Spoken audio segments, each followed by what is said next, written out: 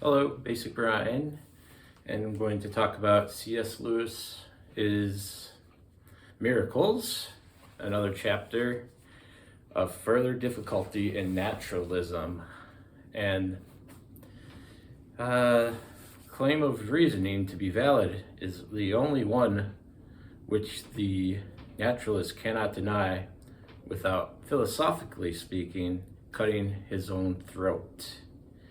And you cannot prove that there are no proofs.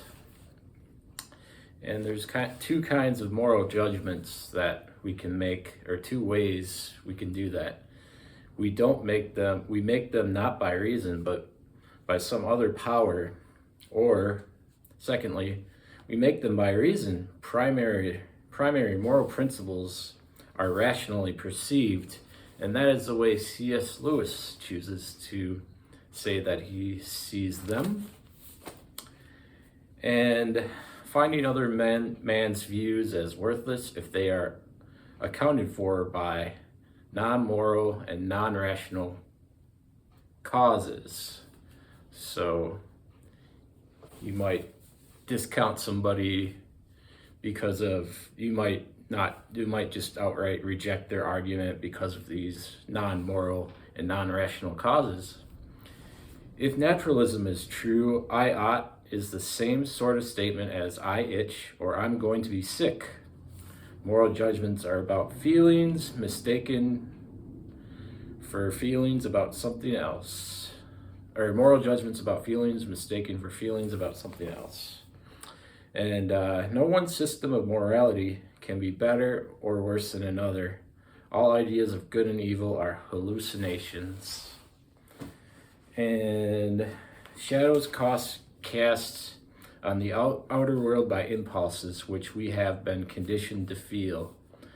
But naturalists can backfire, exerting us to work for posterity, to educate, to revolutionize, liquidate, live and die for the good of the human race. And they go with these two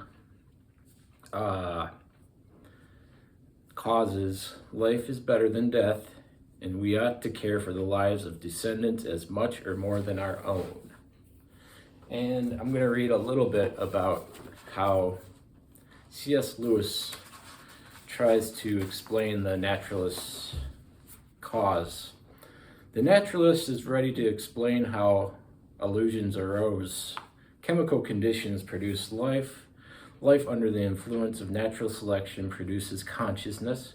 Conscious organisms which behave in one way live longer than those who behave in another way. Living longer, they are more likely to have offspring. Inheritance, and sometimes teaching as well, pass on their mode of behavior to their young. Thus, in every species, a pattern of behavior is built up. In the human species, conscious teaching plays a larger part in building it up, and the tribe further strengthens it by killing individuals who don't conform. They also invent gods who are said to punish departures from it. Thus, in time, comes to exist a strong human impulse to conform. But since this impulse is often at variance with other impulses, a mental conflict arises, and the man expresses it by saying, I want to do A, but I ought to do B.